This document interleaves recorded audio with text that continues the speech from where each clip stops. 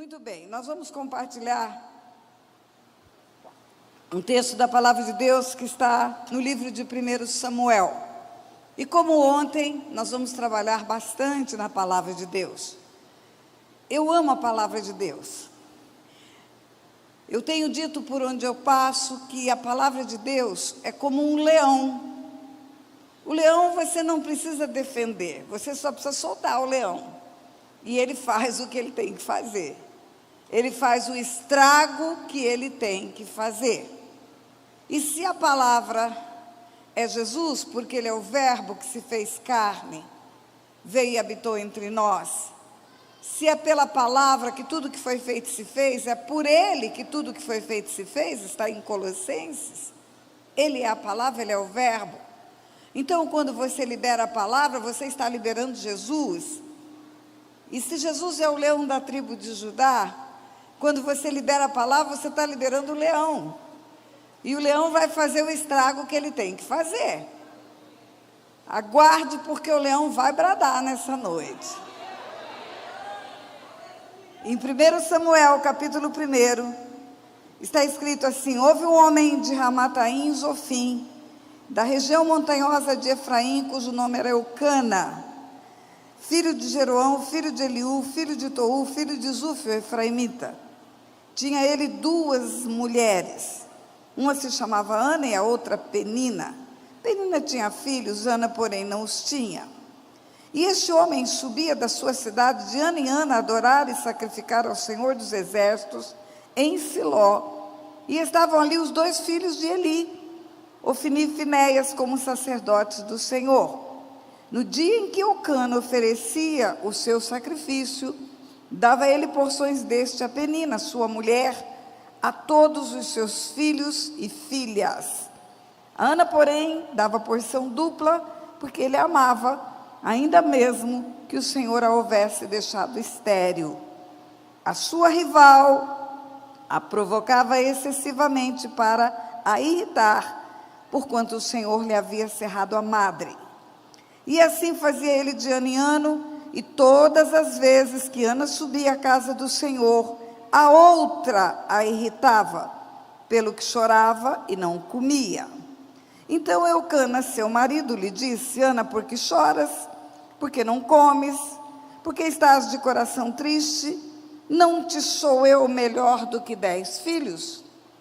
Após terem comido e bebido em Siló, estando Eli o sacerdote assentado numa cadeira junto a um pilar no templo do Senhor, levantou-se Ana e com amargura de alma orou ao Senhor e chorou abundantemente. E fez um voto dizendo: Senhor dos Exércitos, se benignamente atentares para a aflição da tua serva, de mim te lembrares, da tua serva não te esqueceres, e deres um filho varão, ao Senhor o darei por todos os dias da sua vida, e sobre a sua cabeça não passará navalha. Demorando ela no orar perante o Senhor, passou Eli a observar-lhe o movimento dos lábios, porquanto Ana só no coração falava. Seus lábios se moviam, porém não se lhe ouvia voz nenhuma. Por isso Eli a teve por embriagada. E lhe disse: até quando estarás tu embriagada? Aparta de ti este vinho.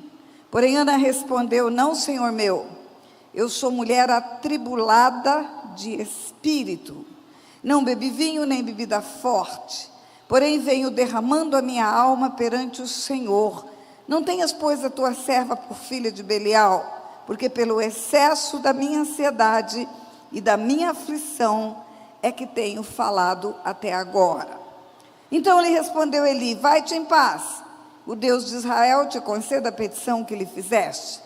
E disse ela: ache tua serva à mercê diante de ti. E assim a sua mulher se foi o seu caminho e comeu, e o seu semblante não era mais triste. Levantaram-se de madrugada, adoraram perante o Senhor, voltaram e chegaram à sua casa, a Ramá. Eucana coabitou com Ana, sua mulher, e lembrando-se dela o Senhor, ela concebeu. E passado o devido tempo teve um filho, a que chamou Samuel, pois dizia: do Senhor o pedi. Subiu Eucana, seu marido, com toda a sua casa, a oferecer o sacrifício anual e a cumprir o seu voto. Ana, porém, não subiu, e disse a seu marido: quando for o menino desmamado, levá-lo-ei para apresentar perante o Senhor, e lá ficará para sempre. Respondeu-lhe Eucana, seu marido: faze o que melhor te agrade. Fica até que o desmames, tão somente confirme o Senhor a sua palavra. Assim ficou a mulher, criou o filho ao peito, até que o desmamou. Havendo-o desmamado, levou consigo, com um novilho de 3 anos, um éfa de farinha, um odre de vinho, e o apresentou à casa do Senhor a Siló. Era o menino ainda muito criança. Imolaram o novilho, trouxeram o menino a Eli, e disse ela: ah, meu Senhor, tão certo como vives, eu sou aquela mulher que esteve aqui contigo, orando ao Senhor. Por esse menino orava eu, e o Senhor me concedeu a petição que eu lhe fizera. Pelo que também o trago como devolvido ao Senhor, por todos os dias que viver, pois do Senhor o pedi. E eles ali adoraram o Senhor. Diga glória a Deus. Deixa aberta a sua Bíblia nesse capítulo, e eu quero trabalhar com você, versículo por versículo. Versículo 2, fala que Eucana tinha 2 mulheres. 2 mulheres. Esse negócio está certo? Não. A palavra de Deus, no livro de Gênesis, dá o modelo familiar do céu. O modelo de Deus é: deixa o homem, seu pai e sua mãe, une-se à sua mulher, e serão os 2 uma só carne. Deus fala homem, mulher e 2. Ele dá o modelo familiar. Mas a Bíblia não esconde os erros e as falhas de todos os personagens. A Bíblia é como se fosse o Facebook da humanidade. Tudo está exposto, tudo está explícito, e tudo é conhecido por séculos e séculos e séculos. Olhamos para aprendermos o que é certo e olhamos para vermos o que foi errado e como deu errado, de forma a não fazermos aquilo que exemplarmente já deu mau resultado. Então Deus não esconde o problema da mulher chamada Saraí entregar a escrava Agar para Abraão, para ter filhos de Abraão. Deus não esconde o fato de Eucana arrumar outra mulher como uma barriga de aluguel. E quando você continua o texto, você vê que o grande problema de Ana, ou o maior problema, ou o problema original de Ana, era a esterilidade. Ana era uma mulher estéril. E ser estéril naquele tempo era um opróbrio, era uma maldição. Porque no elenco de maldições estava a esterilidade. Uma mulher de ventre seco era uma mulher estéril. Deus havia dito: crescei, multiplicar, enchei a terra. Não gerar filhos significa um ventre incapaz de produzir vida. E quando você não é capaz de produzir alguma coisa, não digo só a vida no ventre, mas ver florescer aquilo que você planta, colher aquilo que você planta, ver prosperar aquilo que você faz. Quando há esterilidade em qualquer área da nossa vida, há um sofrimento, há um abatimento. Você olha em volta, todo mundo está prosperando. Você olha ao seu redor, tudo está acontecendo com o outro, mas não está acontecendo com você. É impossível não comparar. Quando alguém planta e colhe, quando alguém planta e não colhe. E Ana tinha uma infelicidade. Ana era uma mulher estéril, marcada pela infelicidade.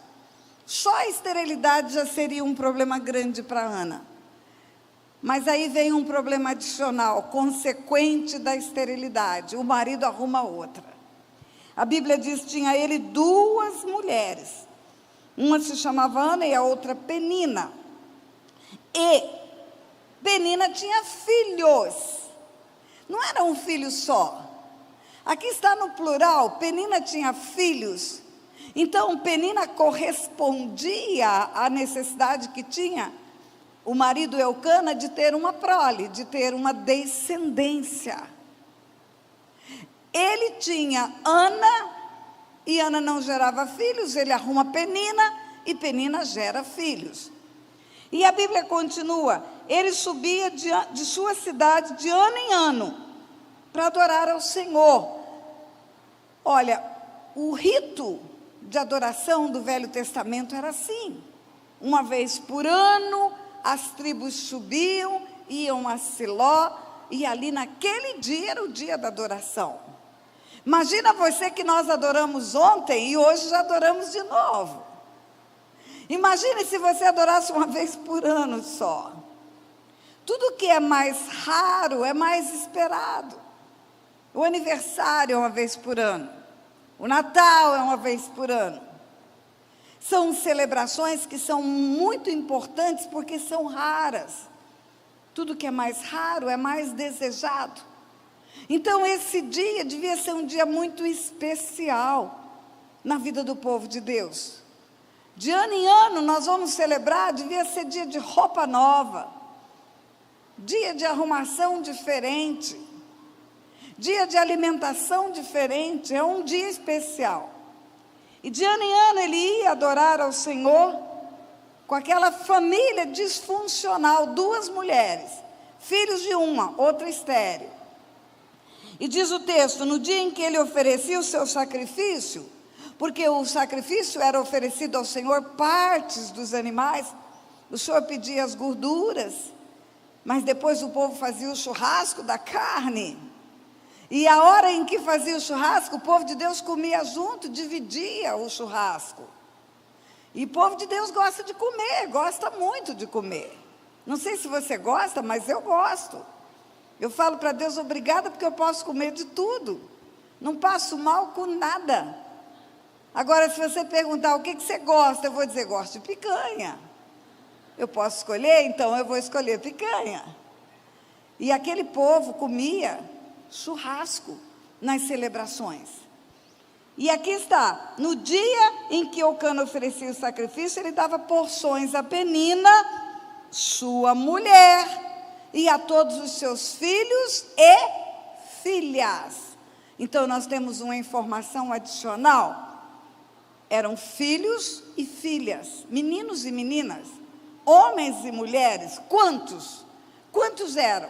Nós vamos saber já já. A Ana, porém, ele dava porção dupla, porque ele a amava. Temos outra informação adicional. Eucana amava Ana, não amava Penina. Penina era um assunto conveniente. Penina era parideira. Era aquela que dava filhos. Mas o amor de Eucana estava com Ana, porque se não fosse assim, não estaria escrito aqui. Ele dava porção dupla, ele dava o dobro do que ele dava para Penina, ele dava para Ana. O dobro do que ele dava para Penina, para os filhos e para as filhas, ele dava para Ana, porque ele amava, mesmo o Senhor havendo deixado estéril. Ou seja, o amor dele não dependia dela ter filhos. Ele amava a pessoa de Ana. Ele não amava a prole que Ana geraria, porque não gerava nada. Na verdade, ele aproveitava a prole de Penina, porque o homem precisava ter filhos, multiplicar os braços para trabalho, deixar uma geração para povoar a terra, mas fazer filhos, até cachorro faz, gato faz. O homem não tinha em Penina uma mulher amada, ele tinha em Penina uma barriga.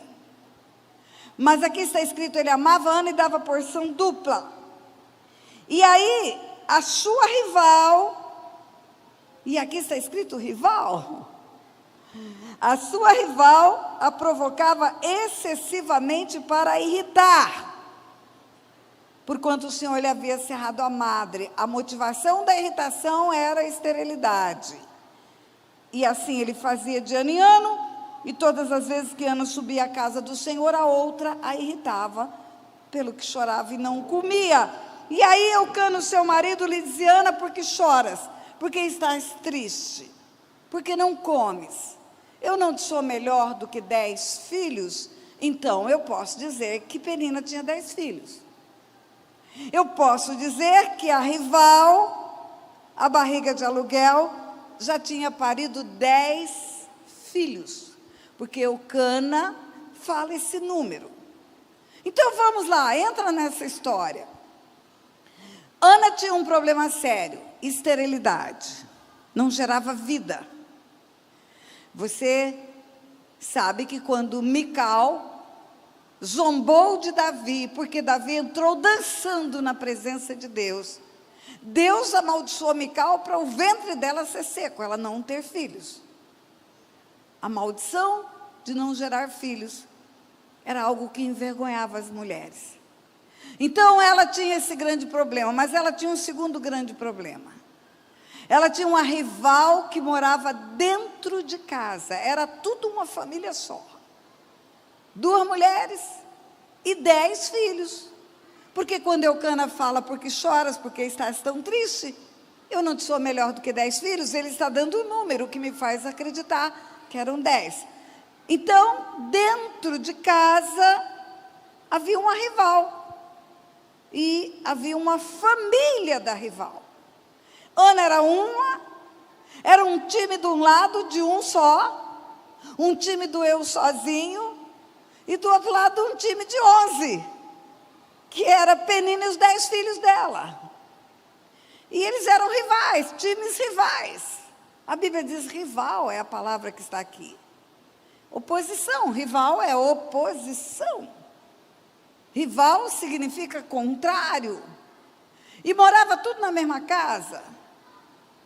E aí aqui diz que uma vez por ano, quando subiam à tenda da congregação para adorar, como se fosse um lugar desse aqui, vindo todas as tribos de todos os lugares para adorar o Senhor,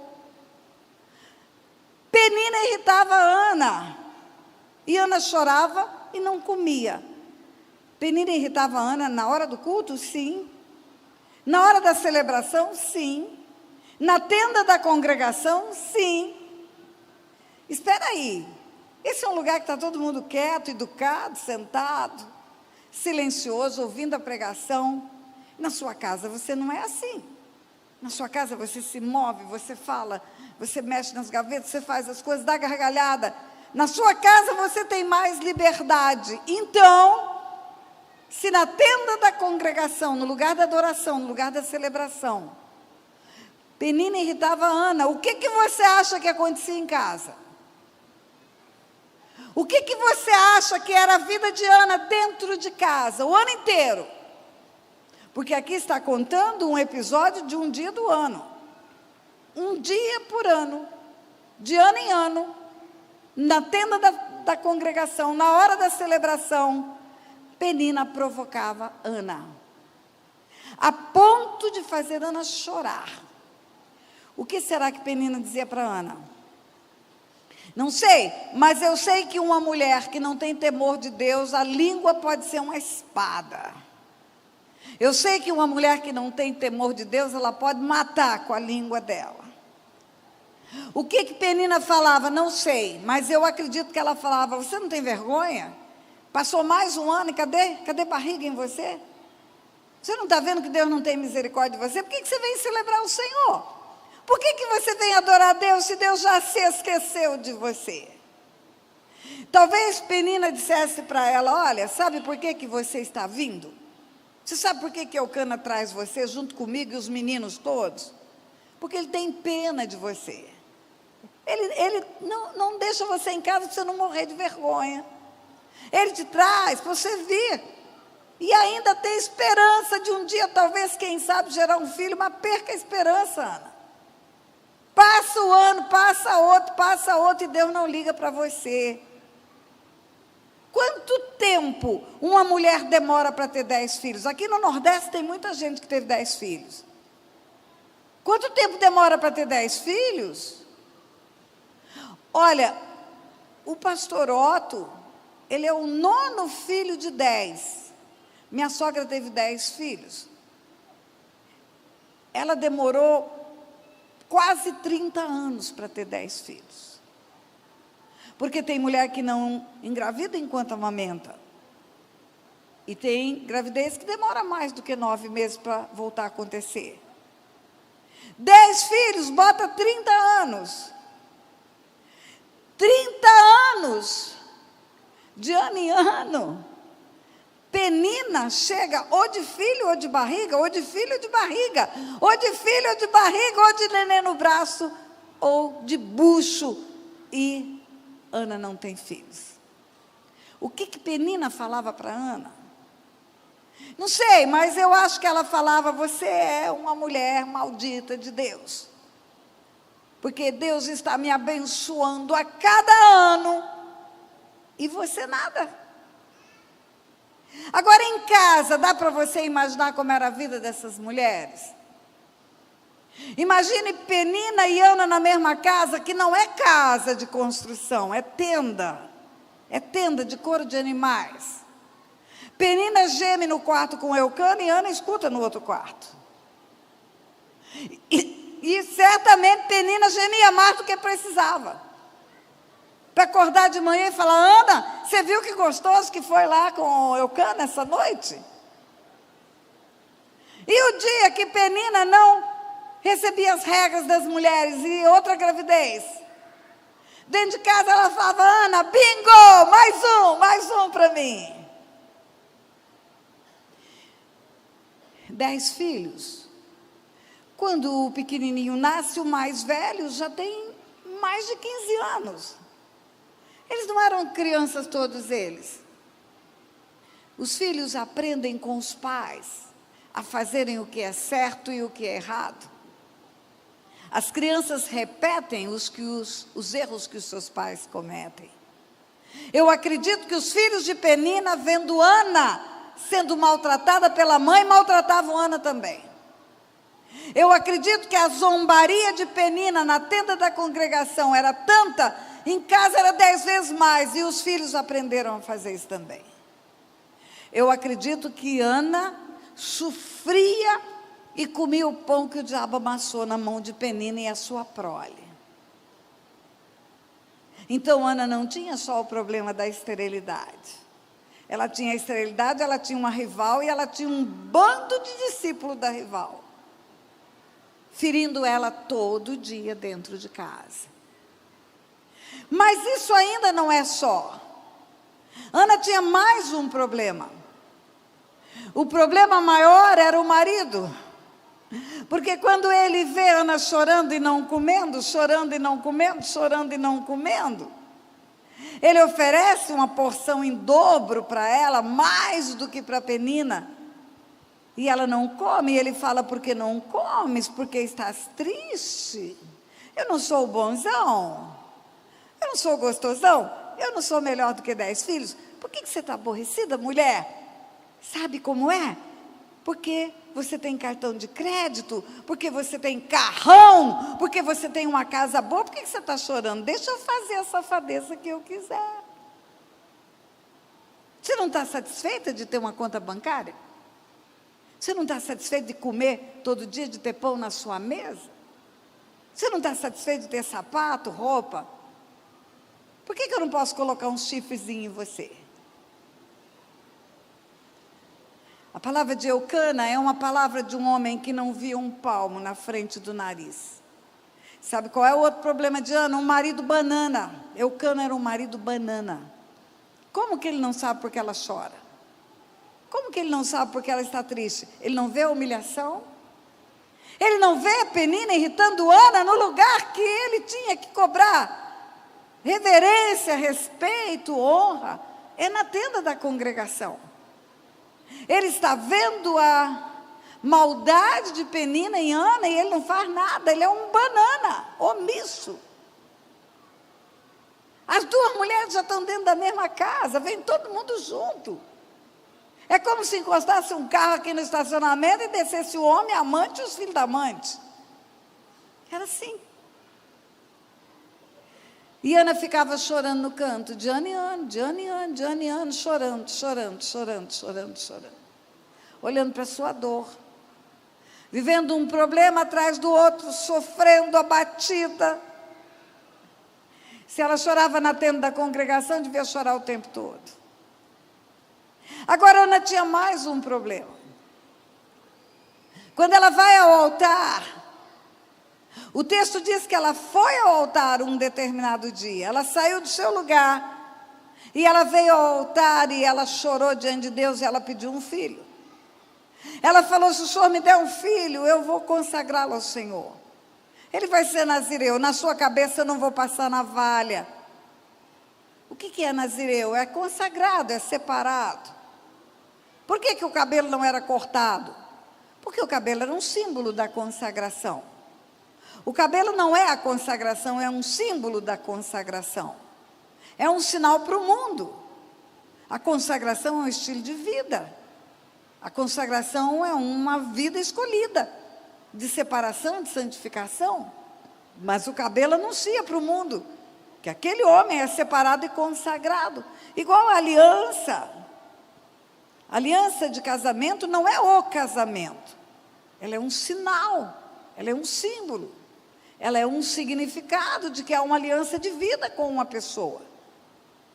Na minha aliança, na nossa aliança de casamento, está escrito Ani, Ledodi, Vedodi, Li, em hebraico. Quer dizer, eu sou do meu amado e o meu amado é meu. E a dele também. Isso é um compromisso, é um voto. É uma aliança, é um pacto. O nosso casamento não é isso aqui. O nosso casamento é um pacto, uma aliança que vai fazer 53 anos já. Nós temos filhos, e isso, aplauda mesmo.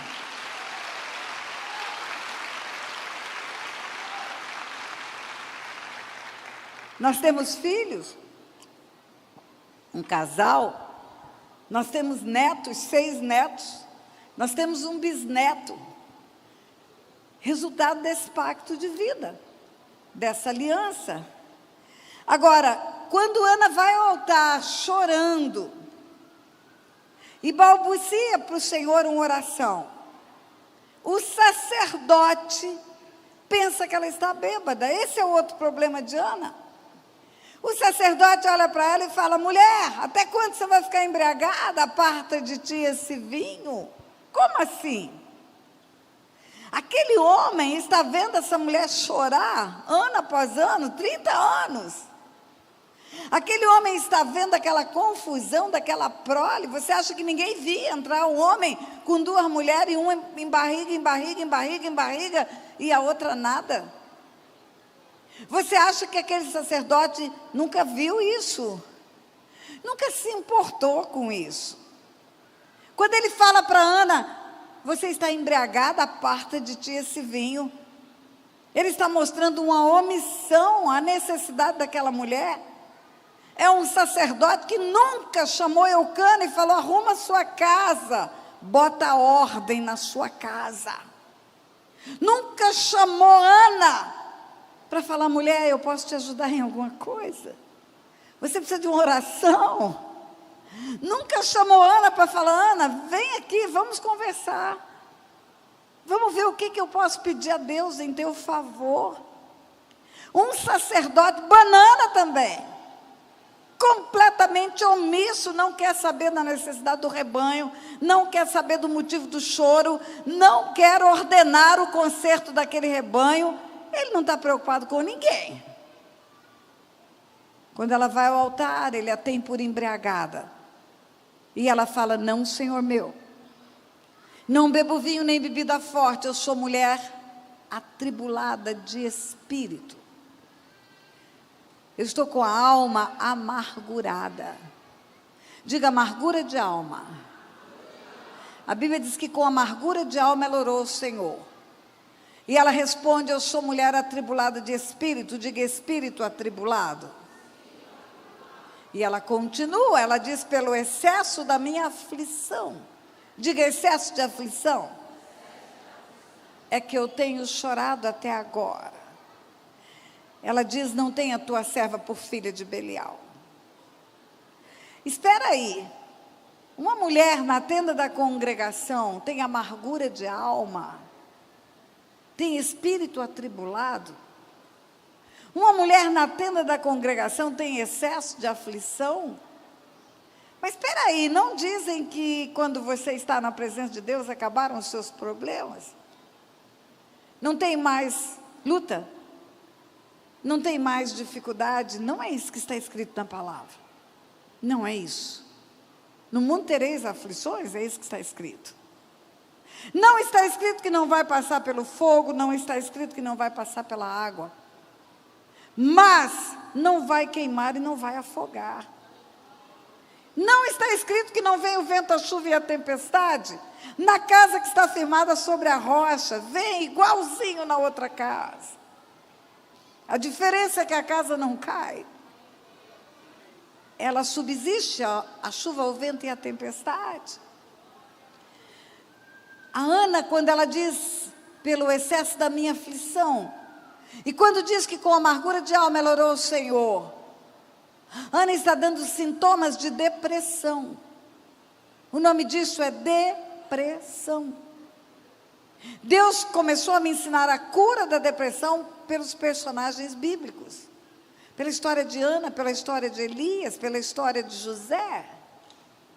Ana tinha depressão, uma pessoa que chora e fica triste e não come, são sintomas de depressão. Uma pessoa fechada no seu problema, na sua dor, no seu sofrimento, sem capacidade de reagir, ela está deprimida. E a depressão, queridos, ela pode ser do corpo, da alma ou do espírito. A depressão do corpo, uma deficiência hormonal. A pessoa precisa tomar um remedinho para dar um up nos hormônios. Aí alguém pergunta, mas crente precisa de remédio para depressão? Crente precisa de remédio para depressão, crente precisa de remédio para garganta, crente precisa desencravar a unha do pé, crente precisa botar óculos, crente precisa consertar o dente, crente tem corpo. Tem corpo. A depressão hormonal é uma deficiência do hormônio que dá bem-estar, conforto, alegria. É um remédio que faz voltar ao normal. A depressão da alma, ela é uma incapacidade de vencer dor, sofrimento, problemas, excesso de perdas, excesso de problemas, excesso de dores. Todos nós temos uma resiliência, uma capacidade de voltar ao normal. Imagine um elástico que estica e volta, estica e volta. Voltamos ao normal, recuperamos a alegria, ficamos capazes de recomeçar, mas quando começa a ter muita coisa acontecendo, a nossa resiliência vai desaparecendo. A dor é maior do que a capacidade de vencer o sofrimento. A história de Elias é típica. Elias confronta Acabe, confronta Jezabel, confronta os profetas de Baal, fala que não vai chover, lança uma palavra profética e não chove. Não tem orvalho nem chuva, Deus manda ele se esconder. Ele teve uma batalha e depois teve que fugir, vai para o ribeiro de Querite.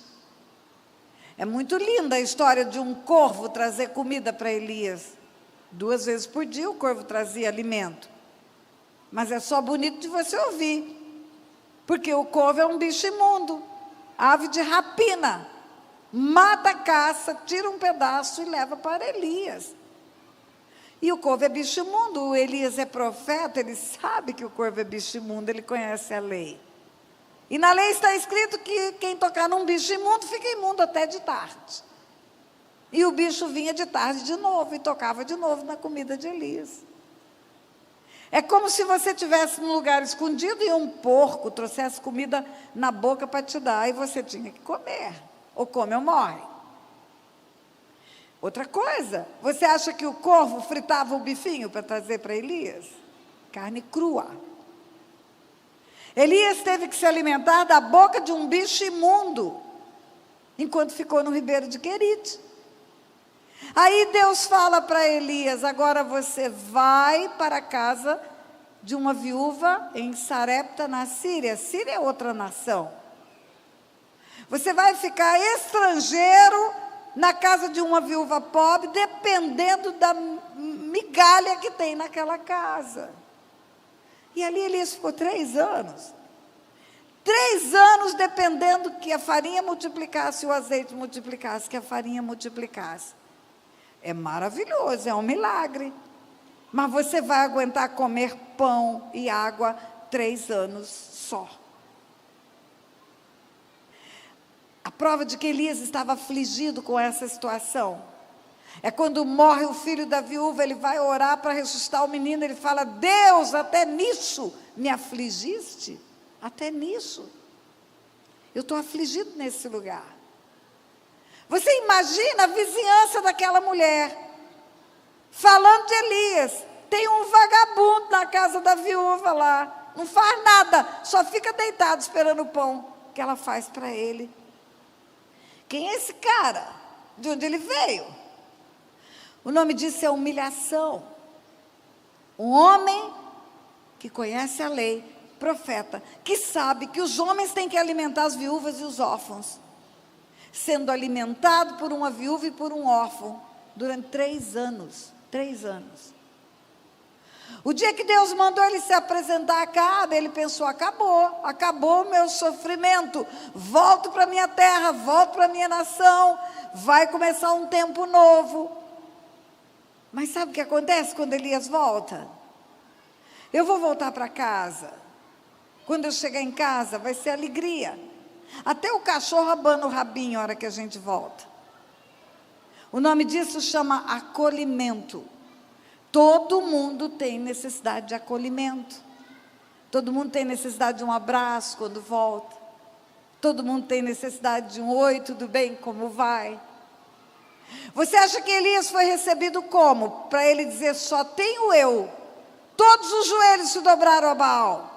Eu estou só. Por que você acha que ele estava só? Ou pensava que estava só? Porque ele não foi recebido bem.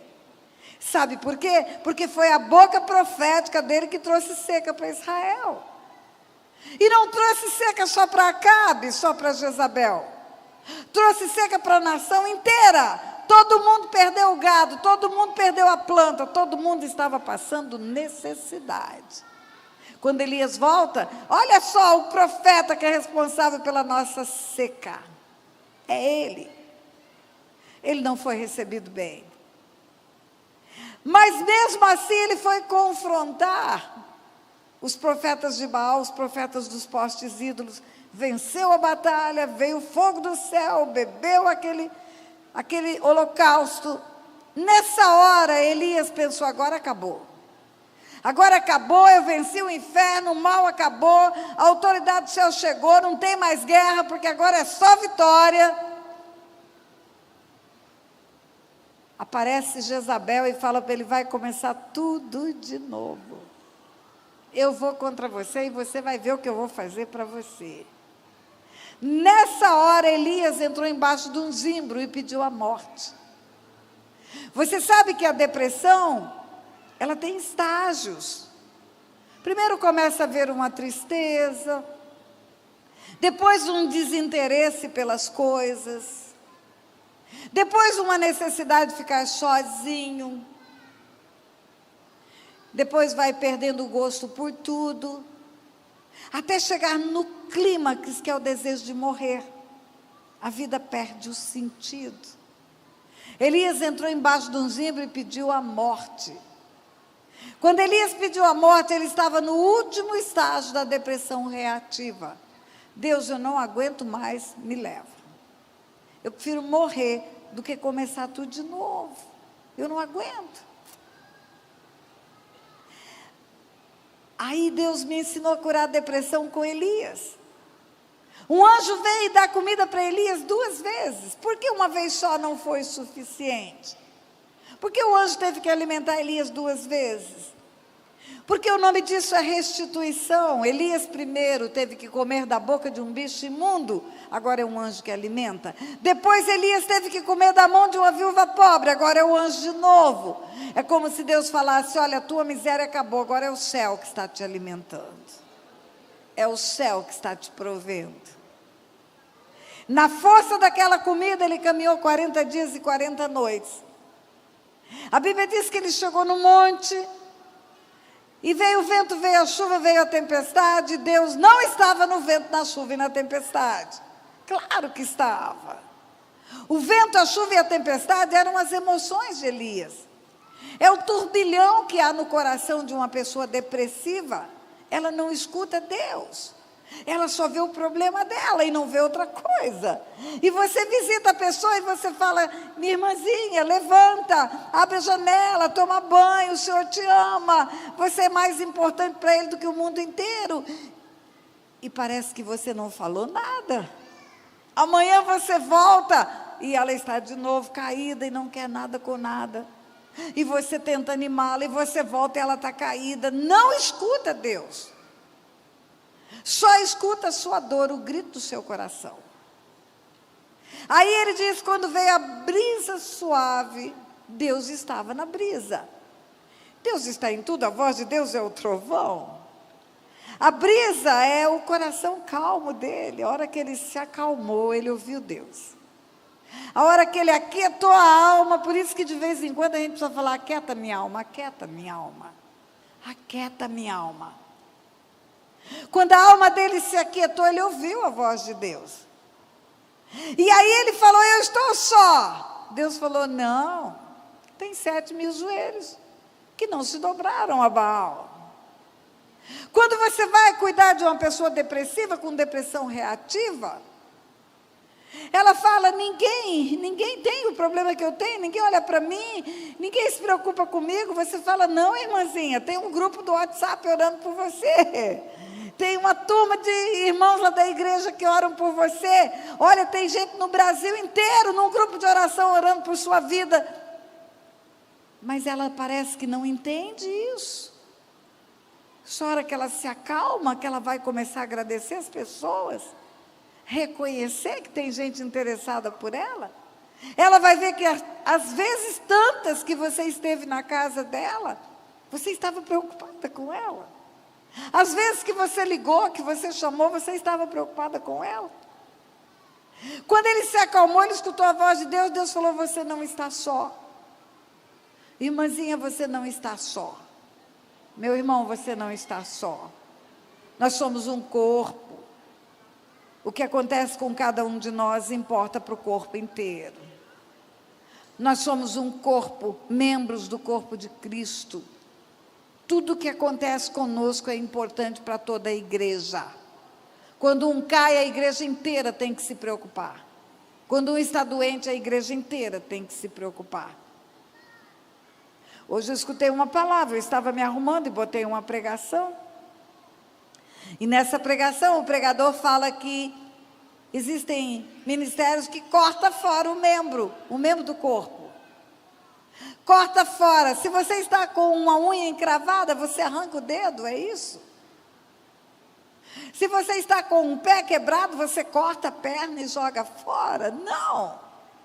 Você faz tudo para consertar a parte do corpo que está doente. É assim que tem que ser a igreja. É desse jeito. Nós somos membros de um só corpo, que é o corpo de Cristo. Ele é o cabeça. E nós temos que nos importar uns com os outros, com as dores, com os sofrimentos, com as perdas. O luto da minha irmã é importante para mim. O abandono que ela sofreu, a rejeição desse marido é importante para mim. O filho dela na droga tem que me preocupar, sim. Porque eu tenho junto com ela uma parte no mesmo corpo. E Deus fala para Elias: você não vai morrer. Antes de ungir Azael, rei da Síria, antes de ungir a Jeú, rei de Israel, e antes de ungir um profeta no seu lugar. O que Deus fez quando fala isso? Sabe o que Deus fez? Deus trouxe a Elias uma perspectiva futura. Deus estava dizendo para ele: olha, deixa para trás o que para trás ficou. Prossiga para o alvo que está proposto. Sabe o que Deus disse? Deus disse a ele: olha, lá na Síria, naquele lugar da sua humilhação, vai ser o lugar da sua honra. Lá onde você estava, na casa de uma viúva pobre, sem ter onde cair morto, tendo que ser alimentado por ela, você vai chegar num dia de uma cerimônia nacional, aonde a Síria vai ver um novo rei ser ungido, e você é o profeta que vai chegar lá, com um chifre cheio de azeite para derramar na cabeça do rei. Eita! o cara que não valia nada, é o cara que vai ser honrado diante de toda a nação. Nessa hora Elias deu uma levantada. E Deus falou para ele: você também vai ungir o rei de Israel. O que isso significa? Deus não coloca um novo rei sem levar o outro. Existe um ditado que diz: rei morto, rei posto. Precisou Saul morrer para Davi ser elevado rei.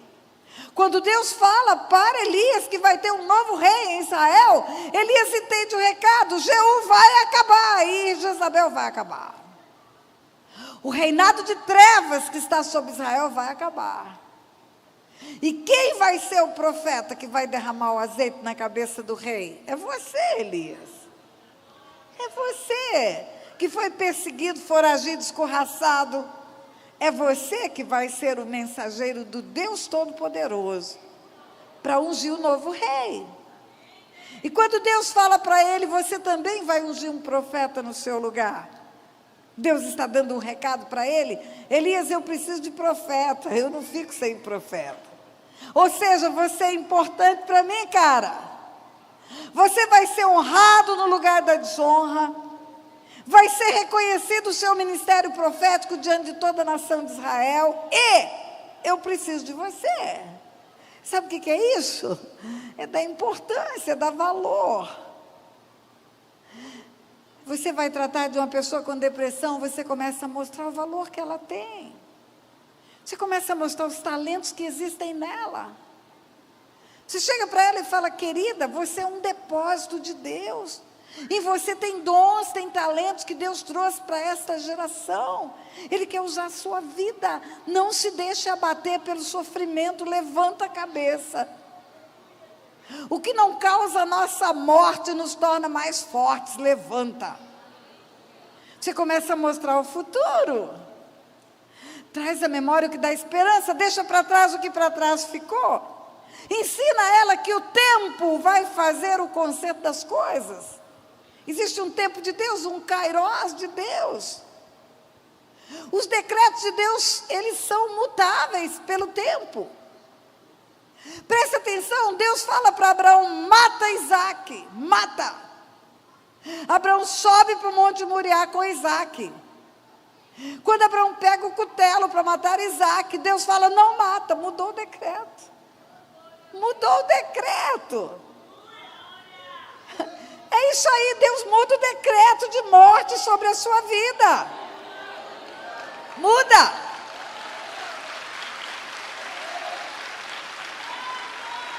O rei Ezequias estava com uma enfermidade grave, ia partir. Deus manda o profeta Isaías avisar Ezequias: arruma a sua casa que você vai morrer. Gente, já é um privilégio saber que vai morrer e ter tempo de arrumar a casa. O que você tem que fazer, faz depressa, porque vai partir.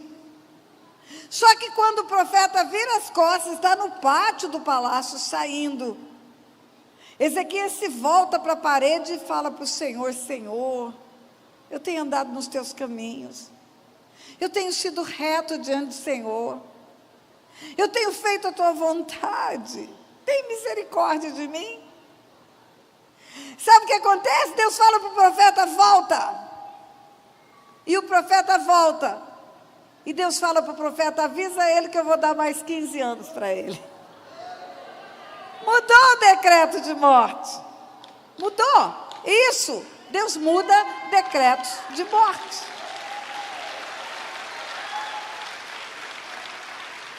Olha, eu não sei porque que Deus está me dizendo isso.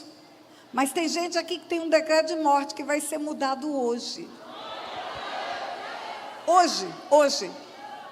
Vai mudar o decreto de morte que está sobre a sua vida. É hoje. Você mostra para a pessoa a esperança, o futuro. Olha, nós estamos juntas aqui há quase 1 hora. Há quase 1 hora eu estou na Logos, ministrando a palavra de Deus. Esse tempo nunca mais volta, nem na minha, nem na sua vida. Ficou para trás. É passado. Nós temos que olhar para frente. A nossa vida caminha numa direção e essa direção tem que ser o nosso foco. Se nós ficarmos vivendo de coisas sofridas, doídas do passado, nós não temos presente saudável e nem planejamos o futuro. Se eu der uma volta aqui olhando para trás, sabe o que vai acontecer? Eu vou cair, ou eu não vou ver a beleza que tem à minha frente. Aquele pêndulo do relógio de parede não faz vai e vem, ele faz vai e vai. O segundo que foi não volta nunca mais. Então nós temos que aprender a deixar para trás o que para trás ficou. Enterra o morto, cancela o que já passou, apaga as anotações. O livro está escrito até aqui está escrito dor, sofrimento, amargura, desespero, daqui para frente está tudo em branco. Você vai escrever uma nova história. Você vai escrever uma nova história. Aí você ensina isso para curar a depressão da alma. Mas se chega uma pessoa para mim com depressão, como Ana estava, pedindo ajuda, a primeira pergunta que eu faço: você foi ao médico? Fez a dosagem dos hormônios? Porque esse assunto pode ser hormonal. E a pessoa fala: fui, pastora. E aí? E aí, tudo normal. Mesmo assim, foi receitado um remédio. E eu estou tomando esse remédio há muitos anos. E não mudou o quadro? Não, pastora. Eu continuo triste, eu continuo para baixo. Então não é do corpo. Então não é do corpo. Aí vem a segunda pergunta. Você teve lutas, sofrimentos, perdas, problemas? Enterrou um filho? Perdeu um casamento? Quebrou os negócios? Ela fala: não, pastor, eu não me lembro. Se tive, eu não me lembro. Então não teve, porque ninguém esquece que enterrou um filho. Ninguém esquece. Eu enterrei um filho há muitos e muitos anos e nunca me esqueci. Então não é da alma. Se não é do corpo e não é da alma, então é da onde? É do espírito. A depressão espiritual, ela é a ação de espíritos malignos. A depressão espiritual é decorrente de espíritos de morte. Os demônios trabalham em especialização. Demônios se especializam em morte. E os demônios só chegam na vida de uma pessoa porque portas foram abertas para ele entrar. O homem abre portas para o mundo espiritual da luz ou abre portas para o mundo espiritual das trevas. Jesus fala: eu estou à porta e bato. O homem é que abre. Quando Caim estava premeditando matar Abel, Deus fala para Caim: o pecado já está à porta, a ti te cumpre dominá-lo. Existem portais espirituais que conectam o mundo natural com o mundo espiritual. E o pecado do homem é a matéria-prima que atrai o demônio para a vida dele. E os espíritos de morte vêm porque houve derramamento de sangue. Homicídios, abortos. Abortos. Rebeca estava grávida de gêmeos. E ela foi para o Senhor: tem uma confusão aqui na minha barriga. O Senhor falou para ela: tem 2 nações no seu ventre. Ele não disse tem 2 meninos, ele não disse tem Esaú e Jacó. Ele não disse são gêmeos, por isso que você está sentindo esse desconforto. Ele disse tem 2 nações no seu ventre. Se Rebeca abortasse Jacó, Rebeca abortaria toda a nação de Israel. Eu falei para você que eu tenho 2 filhos, 6 netos, 1 bisneto, por enquanto. Se a minha avó tivesse sido abortada, não nasceriam as minhas tias, nem a minha mãe. Ela teve 5 filhas. Se a minha avó tivesse sido abortada, não nasceria minha mãe, minhas tias, meus primos, nem eu, nem meu irmão. Se a minha avó tivesse sido abortada, nem minha mãe, nem minhas tias, nem meus primos, nem eu, nem meu irmão, nem meus filhos e nem os meus sobrinhos.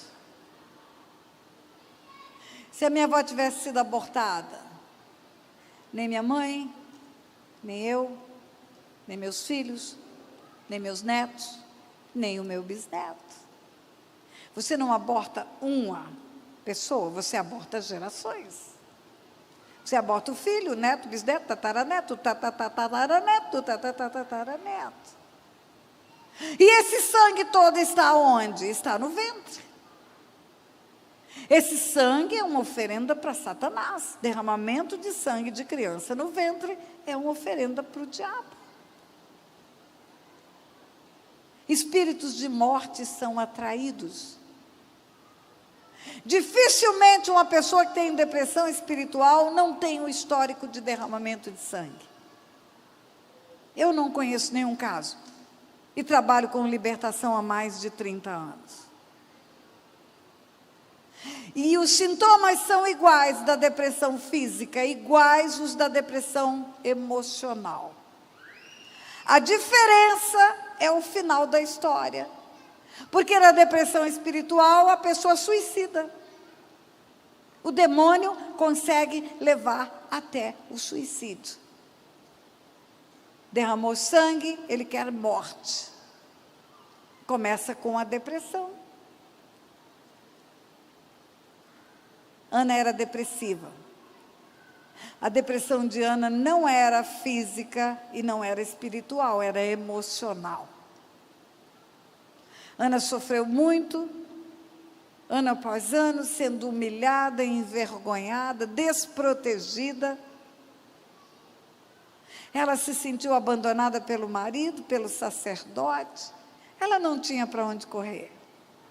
Ana não tinha aonde pedir ajuda. Não tem conselheiro no meio da igreja. Não tem ninguém que me atenda, pastora. Nós recebemos mensagens do mundo inteiro. Eu tenho um canal oficial no YouTube. Já passou de 6,5 milhões de visualizações. Pessoas do mundo inteiro escutam os vídeos. E vêm pedir ajuda. Lá do Japão. Pastora, socorro. Eu entendi que a depressão que eu tenho é uma depressão de morte. Porque eu abortei 5 crianças. Querida, corre, vá confessar esse pecado com o seu líder espiritual. A igreja tem autoridade para ligar e desligar. Confessa, a Bíblia fala, aquele que confessa e deixa alcança a misericórdia. A Bíblia fala, confessai os vossos pecados uns aos outros para serem sarados. E a Bíblia fala que nós, quando 2 concordamos em oração, a concordância no céu. E a Bíblia fala que eu tenho autoridade como igreja no mundo espiritual para ligar e desligar. Ora, corre para o seu pastor, faz essa confissão, para ele orar com você e desligar. Pastora, não tem ninguém na minha igreja para fazer isso. Meu pastor não acredita, pastora. Procura um conselheiro, não tem. Eu imagino Ana, naquela situação. Aí o que fazemos? Oramos com essa pessoa. Damos algumas tarefas para ela. Marcamos um dia para ela ligar e oramos com ela no telefone. E é dia e noite fazendo isso. É dia e noite prestando socorro para gente que está em congregação, que ninguém está cuidando dela. Ninguém. Eu imagino Ana, na tenda da congregação. Deixa eu aproveitar e falar para você, tem um seminário, chama Silk. Seminário Intensivo de Libertação e Cura, 5 dias. Para aprender libertação, para ser liberto, para cuidar dos outros. Nós fazemos isso há muito tempo. Já fizemos 33 edições do Silk. Pastores, líderes vão lá para aprender, sim, para aprender. Muitos vão para serem livres, outros vão para aprender a libertar pessoas. Ana não tinha ninguém a quem recorrer. E aquele dia Ana foi ao altar, ela tomou uma atitude diferente. Ela foi ao Senhor. Sabe, eu acho que Ana chegou à conclusão assim, igual Davi. Eleva os olhos para os montes, de onde me virá o socorro? Meu socorro virá do Senhor. Ana pensou, eu estou cansada de esperar alguém vir em meu socorro. Não vem ninguém, eu vou bater nas portas do céu. Não tem sacerdote, não tem marido, não tem amigo, não tem conselheiro, não tem ninguém que tenha instrução para me ajudar. Pois eu vou ao Senhor. Ana veio ao altar e ela chorou abundantemente, está escrito. Amargura de alma, chorou abundantemente. Fez o pedido, fez um voto com o Senhor. O Senhor me der um filho, eu vou entregar ele para o Senhor. Quando o sacerdote teve a informação de Ana, que ela não estava embriagada, que ela não era uma mulher vulgar, que ela era uma mulher sofredora, o sacerdote disse uma frase para ela. Ele disse: o Senhor te conceda a petição que fizeste. Presta atenção, Eli não fez nada por Ana. 30 anos, nada vezes nada. Mas naquele dia que ela veio ao altar, ele fez uma palavra, uma frase. O Senhor te conceda a petição que fizer. Sabe o que significa isso? Está ligado. O sacerdote, a autoridade espiritual, mesmo omisso, quando ele proferiu uma palavra de ligar na terra, ligou no céu. Por isso que tem que falar um para o outro. Por isso que mesmo Ana vindo ao altar e chorando diante de Deus, ela falou com o sacerdote o problema dela. E quando ela falou o problema dela, o sacerdote concordou e ligou na terra. Por isso que nós precisamos confessar os pecados uns aos outros. Por isso que nós precisamos falar uns com os outros. Porque tem um princípio espiritual, uma lei espiritual que diz que tem que ser dois. Para poder ligar ou desligar. Ou ligar a bênção ou desligar a maldição. Precisa ser dois. Como eu vou concordar se você não abrir a boca? Eu preciso saber com o que eu estou concordando. Ana voltou. Quando ela voltou, a Bíblia diz que o seu semblante não era mais triste. Ela foi e comeu naquele dia. Ela não comia e chorava, parou de chorar e comeu. Espera aí. Tudo estava igual. Penina estava lá com os seus 10 filhos. Eucana estava lá com a sua omissão. Tudo está igual. O que mudou? Diga, Ana mudou. Ela. Foi ela que mudou. Foi ela, quando ela veio ao altar, abriu a boca, confessou o drama dela. E o sacerdote ligou na terra, ela ficou livre. Naquela hora ela ficou livre. Foi instantânea a atuação no mundo espiritual. Naquela hora, Ana ficou livre. A Bíblia diz que chegou em casa, concebeu Samuel. No ano seguinte, Samuel tinha 3 meses, uma gravidez dura 9 meses. No ano seguinte, quando Eucana foi adorar, convidou Ana, Ana falou: não vou. Eu vou esperar desmamar o menino, porque eu vou deixar lá, eu prometi ele para o Senhor. Sabe o que Eucana respondeu para ela? Doideira. Ele disse: faz o que bem te parecer. Ela está dizendo para ele que vai deixar o filho dele na casa de Deus, que vai entregar o menininho, o caçulinha, na casa de Deus, caçulinha dele, filho único dela. E a única coisa que ele fala: ok, faz o que bem te parecer. Claro, ele é omisso.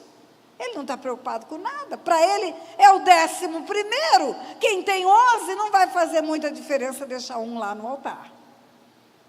Mas para ela é o único filho. É o único filho. E ela não vai, ela fica. Quando ela vai, a Bíblia diz que ela desmamou o menino. Talvez 2 anos depois ela tenha ido. E eu imagino Ana entrando com aquela criança pela mão, na tenda da congregação, que viu Ana chorando ano após ano, ano após ano, ano após ano. Criança de 2 anos é igual em qualquer cultura. Fica pulando para lá e para cá, escorrega da mão da mãe. Ana devia ter entrado com um sorriso de orelha a orelha. Para Eucana era mais um filho. Para todo mundo que via era uma criança. Mas sabe quem ela estava carregando pela mão? O grande profeta Samuel.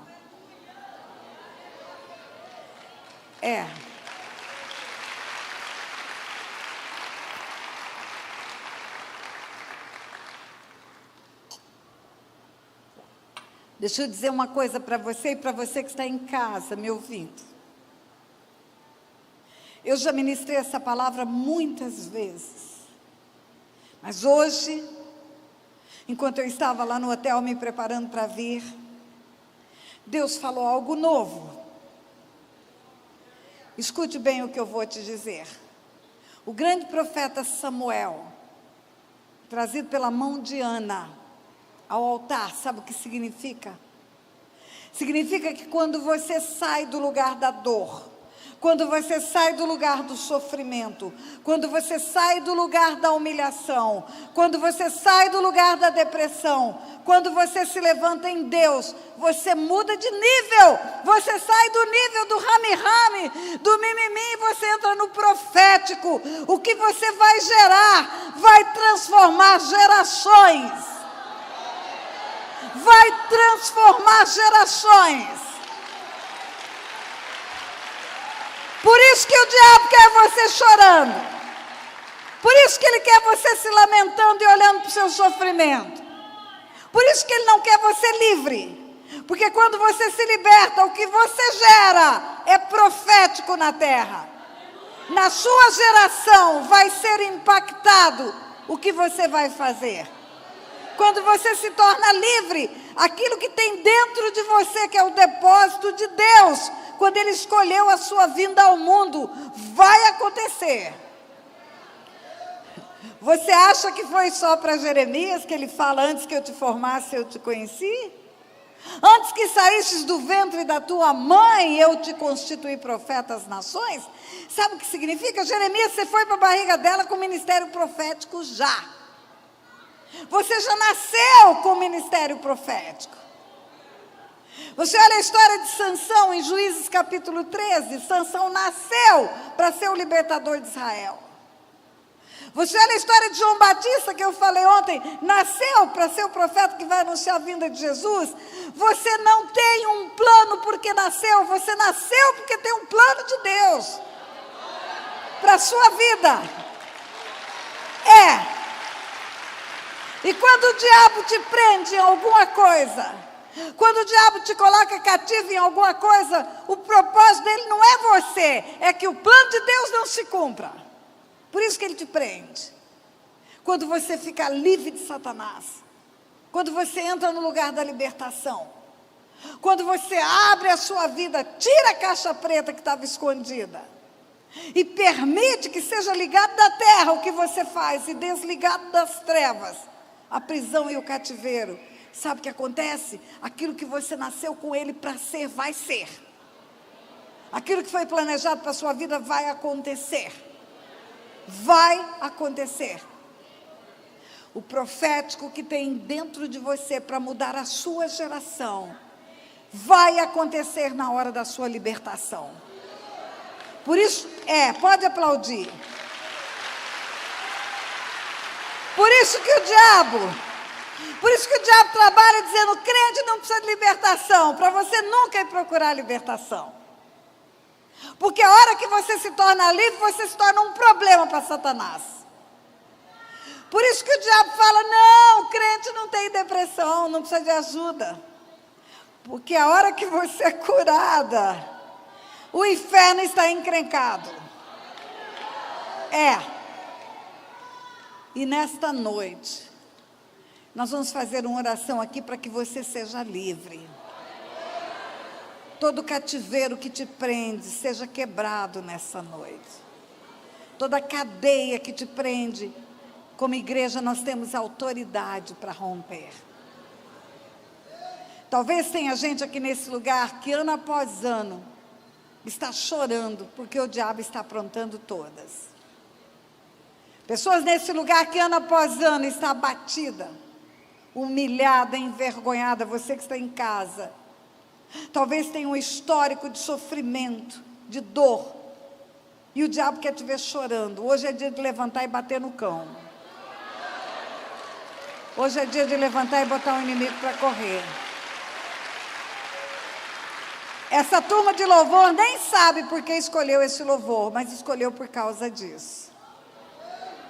Para chegar para o diabo e falar: você perdeu. Você perdeu. Eu sei quem eu sou e sei em quem eu tenho crido. E todo plano do inferno cai por terra hoje, pelo poder que há no nome de Jesus. Nós não geramos filhos para calamidade. Nós não geramos filhas para a prostituição e para o vício. Nós não temos família para serem destruídas. Quem faz isso é aquele que veio para matar, roubar e destruir. Mas a palavra de Deus diz que as portas do inferno não prevalecerão contra a igreja. Você acredita nisso? Você precisa de uma intervenção do céu na sua vida? Saia do seu lugar e venha aqui. Agora, em nome de Jesus. Em nome de Jesus. E prepare esse louvor para cantar no final.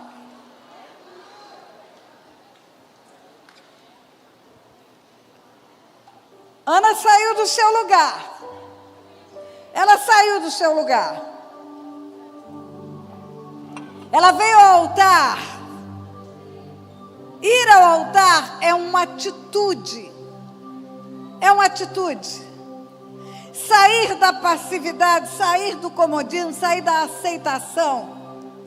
Escuta bem, igreja, não existe sorte e azar. Isso não existe. Existe a ação daquele que vem para matar, roubar e destruir. Existe a ação daquele que vem para dar vida e vida em abundância. Jesus veio para destruir as obras do diabo. Ele não veio para contemporizar com as obras do diabo, nem para aceitarmos as obras do diabo. Ele veio para destruir as obras do diabo. Você que está em casa, escute isso. Ele veio para pisar a cabeça do inimigo. Lá no Éden, quando Satanás conseguiu fazer o homem pecar, e o homem ser tirado da presença de Deus pelo pecado, porque é ele que induz ao pecado, é ele que produz uma mente doente para pecar.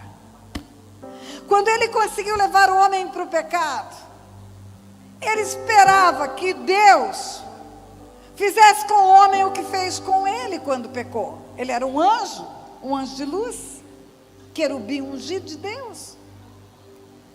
Ele assistia na congregação do céu e era ungido. Quando ele pecou, ele foi tirado da presença de Deus, porque o salário do pecado é a morte, e a morte é perder a presença de Deus. E Deus não só o tirou da presença, como condenou ele a um lago de fogo e de enxofre, por toda a eternidade. Ele vai arder num lago de fogo e de enxofre por toda a eternidade. E eu lembro isso sempre para ele. Satanás bota ouvidos para ouvir. O que te espera é um lago de fogo e de enxofre por toda a eternidade. E quando ele induz o homem ao pecado, ele acreditava que Deus julgaria o homem do mesmo jeito que julgou ele. O homem perderia a presença de Deus, sairia da presença de Deus, e Deus diria para o homem: agora eu te condeno a um lago de fogo e de enxofre por toda a eternidade, sem remissão, sem perdão. E qual não foi a surpresa do diabo que isso não aconteceu? Deus, ao invés de condenar o homem a um lago de fogo e de enxofre por toda a eternidade, Deus disse: da barriga da mulher nascerá aquele que pisará a cabeça da serpente. É claro que Deus estava profetizando a vinda do Messias. Mas eu quero dizer para você que não era só a vinda do Messias que Deus estava profetizando. Deus estava contando que faria nascer uma humanidade inteira, hoje com 8 bilhões de pessoas. Nasceriam filhos e filhas pela barriga da mulher. E como cantaram nesse canto profético, somos filhos. E porque somos filhos, temos autoridade para pisar a cabeça da serpente. Quando aqueles 70 voltaram possuídos de alegria, dizendo: Senhor, em teu nome os demônios se nos submetem. Jesus responde: eu vi a Satanás caindo do céu como um relâmpago, e vos dei autoridade para pisar serpente e escorpião. Você tem autoridade, igreja. Você tem autoridade, é hora de parar de chorar, levantar e pisar a cabeça da serpente. É hora de botar o pé em casa e dizer: Satanás, vai saindo porque eu estou chegando. Vai saindo porque eu estou chegando. E não cabe nós dois nessa casa. E um vai ter que sair. E é você. Começa a guerrear pela sua casa e pela sua família. Abre a boca. Abre a boca. Abre a boca e começa a guerrear. Fala: eu te resisto, Satanás. Eu te resisto pelo poder que há no nome de Jesus. Na autoridade que há no nome de Jesus, eu ordeno: saia da minha casa. Na autoridade que há no nome de Jesus, eu ordeno: saia da minha família. Na autoridade que há no nome de Jesus, saia da minha vida. Na autoridade que há no nome de Jesus, solta os meus filhos. Na autoridade que há no nome de Jesus, larga os meus negócios. Na autoridade que há no nome de Jesus, fora. Na autoridade que há no nome de Jesus, eu te resisto. Na autoridade que há no nome de Jesus, eu ordeno: tira a enfermidade que você colocou. Na autoridade que há no nome de Jesus, eu ordeno: larga a minha descendência. Na autoridade que há no nome de Jesus, eu ordeno: saia da porta de emprego que está se abrindo para mim agora. Na autoridade que há no nome de Jesus, fora da minha vida. Fora. O sacerdote Eli não era aquele sacerdote, mas ele concordou com a oração de Ana. Quando ele concordou, no mundo espiritual foi ligado, pastora. No mundo espiritual aconteceu o que a Bíblia diz, que quando dois ligam na terra, liga no céu. Aqui não são dois, são muitos. E eu, com a autoridade que me foi dada nesta noite, para estar aqui exercendo o ministério sacerdotal, eu concordo com a oração que você fez. Em nome de Jesus, em nome de Jesus, em nome de Jesus. A palavra de Deus diz que quando Ana voltou, a cara dela já era outra. Sabe como é o nome disso? É fé. A fé é a certeza das coisas que se esperam.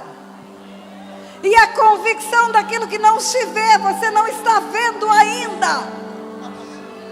A barriga de Ana ainda não tinha criança, mas ela já viu o futuro. Você vai voltar para o seu lugar, porque nós ainda vamos adorar aqui, já vendo o futuro. Alegrando-se, porque já mudou o quadro espiritual da sua família. Alegrando-se. Alegre-se. Alegre-se. Alegre-se.